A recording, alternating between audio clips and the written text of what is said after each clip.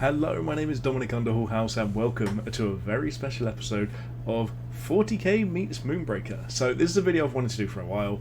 I've been trying to sort of get a bit of community feedback, get an idea of what people think are the right lineups for these, and this is which Warhammer 40k armies line up with Moonbreaker units. So, you know, if you like the playstyle, the lore, that sort of thing, I've used a couple of different things to determine which 40k armies line up with the Moonbreaker units, and hopefully this will just be a little bit of fun to go through here and say, you know, if you like this, maybe you like this.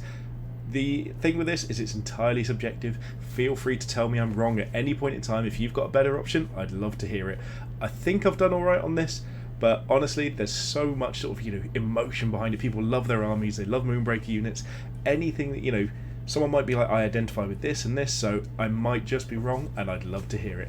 If you do enjoy this, make sure you hit that subscribe button. We've recently hit 300 subscribers. It makes me so happy.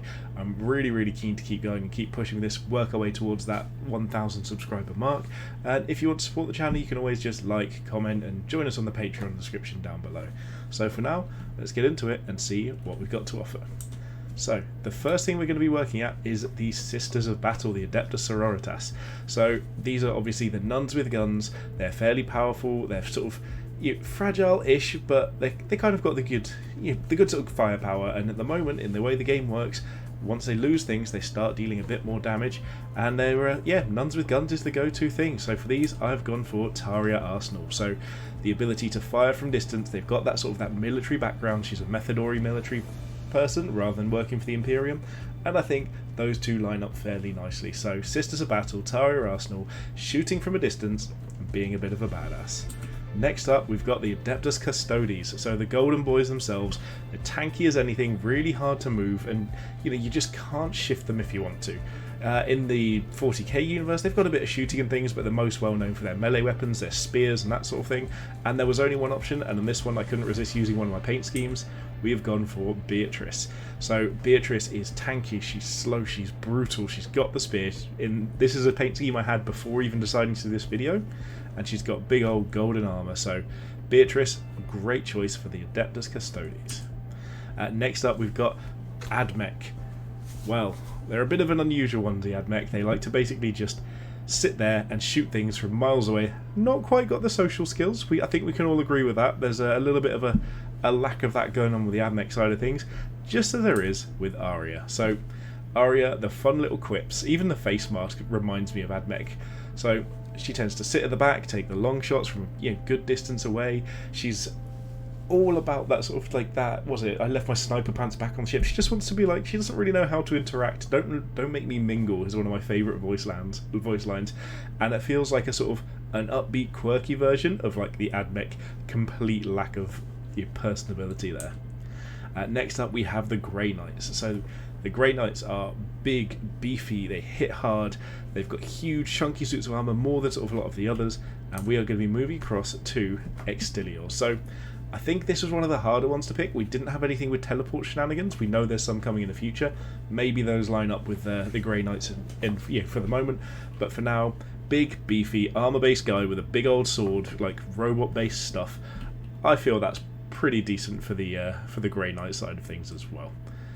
Next up, this is Imperial Knights. So I had a bit of trouble with the Knights trying to find the appropriate big robots, but the thing with Knights is at the moment, the towering rule and the way that works in the game of 10th edition, they can just basically sit at the back and shoot anything regardless of what's, pretty much what's in the way. And for that, we've gone for Aegis Sentinel. So the ability, ignoring all of that cover in the meantime, it's a big robot, it deals a ton of damage from miles away, it's tough to deal with the armour, and honestly, it's about as close to a knight as we've got in Moonbreaker at the moment. It's probably not too many parallels, but it feels about right to me. Next up, Astra Militarum, so the Imperial Guard. Loads of little gribbly dudes, then eventually when you deal with them, you get to go and deal with the big beefy stuff at the back that's actually doing all the damage. So, but don't worry, because the guardsmen, if they got pokey things, they can be pretty lethal, and I think this one for me is a bizarre choice, but I think it lines up, and I've gone for Noxy. So you have to fight your way through the Toxoids to get to Noxy, just like you fight your way through the guardsmen to get to the tanks, and every time you're doing so, you're taking more and more damage, more and more hits, and to be honest, they never seem to end. So there's always that feeling of just more and more and more heading your way, and the whole time being peppered by range fire. That feels quite guard-like to me. I feel like it was hard to get something that encompasses both the infantry and the tank side of things, and I think this is the best we've got in Moonbreaker. So if you're an Imperial Guard player, you might just like Noxie. Over here, I think everyone knows who this faction is. I don't think we need to go into too much detail about it. Very well known on that front, and I've gone for Broken Vengeance. So military, a bit of a badass, he's quite sort of beefy, doesn't take any nonsense, he just goes in, gets the job done. Space Marines as a whole. So I'm not the biggest Space Marine aficionado, you know, they're not my favourite faction, but I do quite like Broken Vengeance. In the experimental server, he's getting resilient, so it's going to show how tough he is as well, and he really doesn't have any mercy whatsoever, and it feels very much a Space Marine kind of thing. Funnily enough, his lore is probably more akin with sort of a Chaos Space Marine kind of thing, because he was in the military and now he's split apart, so maybe it's worth considering him for Chaos Space Marines, but we'll come to those in a moment. There we are, Chaos Demons. So we've gone for the big nurgly pictures here to figure out what we're going to do for the demons. The weird monsters from beyond the warp that are just sort of creepy and unknown and do weird things and can damage you in ways you wouldn't expect. And for that we've gone Mequani Thicket. So big beef. This is about as close to a Great Unclean One as you can get, with sort of slightly horrific looking imagery, like boils and splurging things and Nurgle stuff.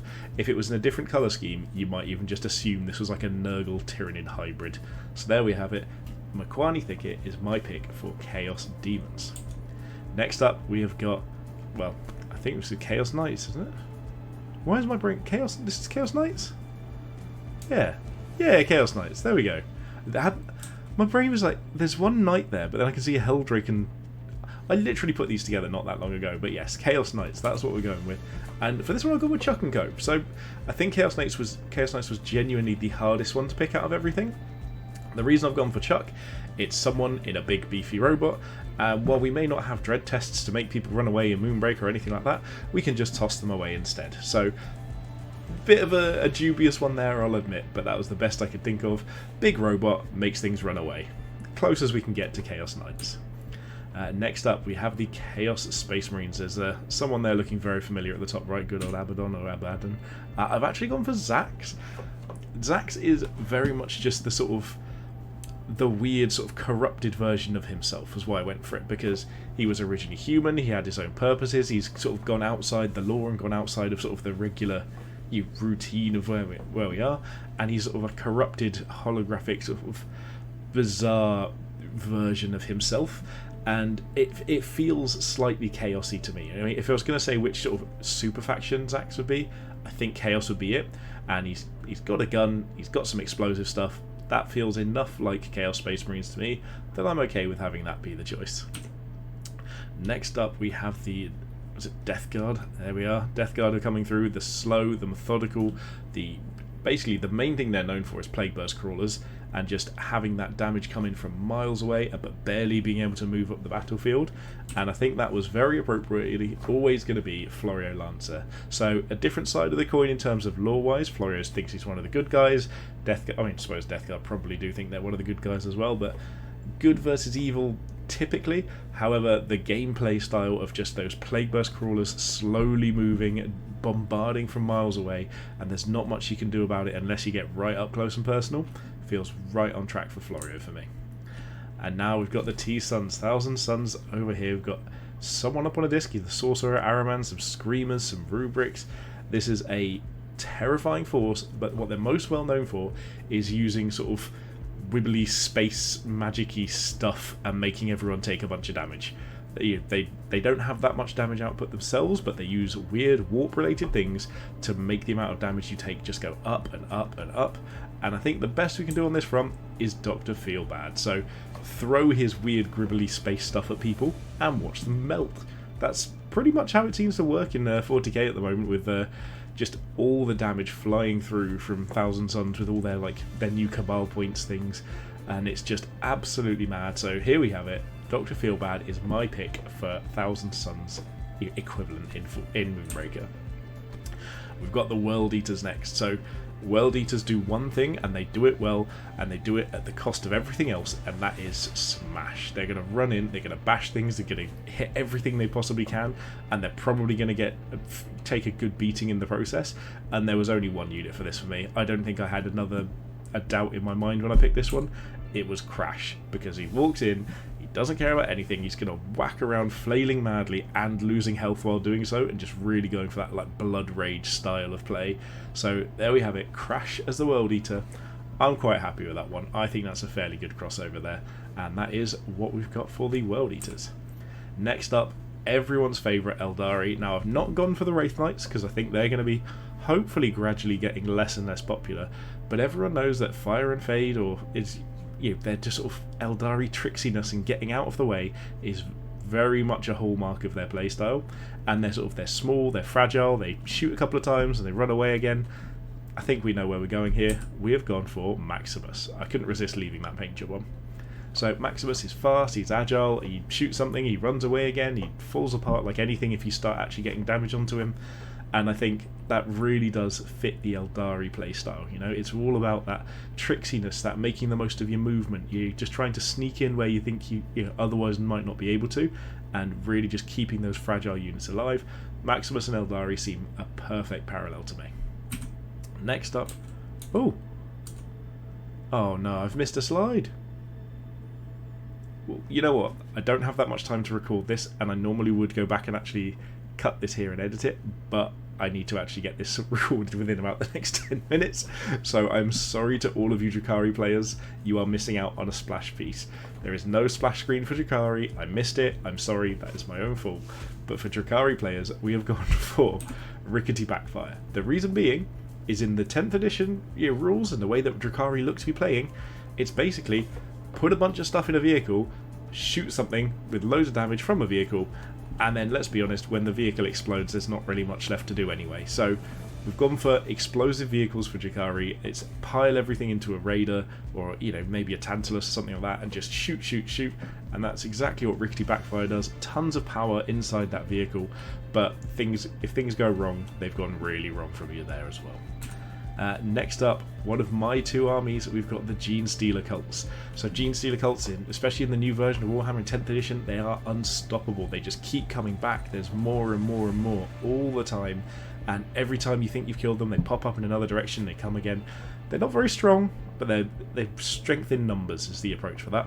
And I think, again, only one choice for these, it's Ursix Scattervine. So this is going to be one small unit, you think you've dealt with it, and then suddenly more. There's 2, there's 3, there's 4, there's 5, and eventually you just get an overwhelming swarm of the Gene Stealer Cults or the Little Plants. So I think that's a perfect analogy for the way it is at the moment, especially in 10th edition, and the way that Warhammer's been playing. And also, who doesn't love Scattervine? What a fun unit to play. I feel quite close to both of those in terms of army and unit, so very happy to have that comparison. And next up, we've got the Leagues of Votann. So the intergalactic arms dealers, there wasn't really another choice here as well. They're all about their technology. They've traded for some, they've sort of got these upgrades, and they've sort of come out of nowhere, and they're like, right, we've got the biggest, the baddest weaponry, and we're going to shoot things as much as we can with our big robot things. It's Arms Dealer Yuki. Who else was it going to be? We'd just be sitting there with a fire sale throwing like, you have a flamer, you have a mine, you have an explosive. And it does feel a little bit Votann to me. It's obviously a bit of a difference in height. Quite a significant one there, but arms dealers in space, there was never another choice for me. It was always going to be that parallel and have a bit of fun on that front. Necrons. So, the unstoppable. They get back up again over and over again, no matter what you do. The Necrons will always keep on coming. They're robots, they're going to come at you. There's melee ones, there's ranged ones, there's a bit of everything. They're always healing, and it's really, really tough to chew through it all. And for this one, they have earned the right of a captain. They have gone for Zuna. So, the reason I've gone for Zuna is Toltecan is a robot. He's the robot dog that she has. He comes back over and over again, so you think you've killed him, and Zuna's nearby, and he comes back again. But also, we've got Dardo, the little buzzy bee, and he heals things up over and over again. So it's like a cross between both parts of the new reanimation protocols, and it does feel quite Necron-y. Zuna herself, not so much, but this support package she has with her really does feel like, you know, you have to keep dealing with the same things over and over and over again, and you have to be really careful not to let them resurrect. Orcs are up next. Orcs is best. Orcs is all about the smashing, improvising anything they can. They'll use anything to turn it into a weapon. I like the idea of all the salvage stuff and, like, yeah, the looted vehicles and things, but for me, the one thing that sort of most feels orky is Jailbreak. He's big, he's beefy, he's picked up the nearest thing he can find and he's just using it to whack people with, and let's be honest, people would want to run away from them but probably can't. So for me, very, very orky, great feeling, and to be honest, it feels pretty much bang on. I could even see myself at some point going ahead and painting Jailbreak as an orc, but I'll save that for another day. We've got the Tau Empire, so these are one of my other armies, and there's one thing that's sort of become more and more prevalent in Tau playstyles the last year or so, and that is the Patient Hunter, the Kauyon style, the waiting for things, waiting for the right moment to strike. You're sort of sitting there, you're going to build up, build up, build up, and eventually you just go in with that alpha strike and take someone out as quickly as you possibly can once that kicks in a little bit later in the game. And again, pretty easy choice here for me. We've got Furia. So Furia with a big gun, obviously aesthetically very different, but the gameplay style, you want to keep her safe, you want to sit there and pull back for as long as you can do, and at the right moment you can just go straight in, take that shot, and maybe even win the game from there. So next up we've got the Tyranids, the aliens, the big bugs. They're the main antagonist of the series, I suppose, and they are just going to be heading your way with unstoppable biomass devouring weird gribbly beasts from space, and everyone's favourite, in both 40k and Moonbreaker, the destroyer of galaxies, it's Tipu. I mean, they even look a bit similar, so it's going to be Tipu eating things constantly, growing, devouring, becoming a bigger and bigger threat, and to be honest, I don't see how we can end this any other way. Tipu is the right call for me.